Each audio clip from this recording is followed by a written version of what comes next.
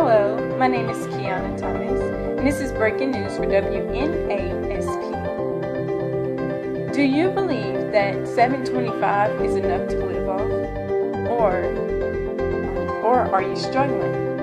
A lot of Americans in our country believe that they can't handle the responsibilities of taking care of a family with making $7.25 minimum wage. In today's headlines, there are a lot of controversy on underpaid Americans. The question is, do you think they're being underpaid and not being accepted into making enough to be able to live and care for their families?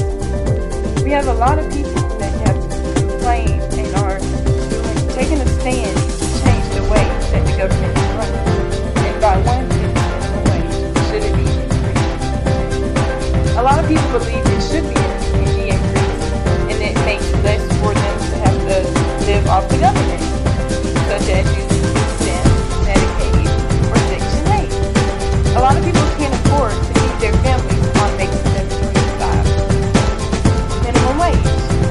A lot of people also believe that people who make $7.25 should be high school students who don't have to pay bills or care for a family or such as that type. Should Americans continue to make $7.25 and be forced to live in poverty? There is a lot of people living in poverty nowadays, and it's because they don't make enough to be able to fend for themselves or their families, and most of them have to let their families go. For example, a lot of children have to be sent to foster homes because their parents cannot afford to take care of them. Most people say that $7.25 an hour isn't enough, and they have to depend on government assistance.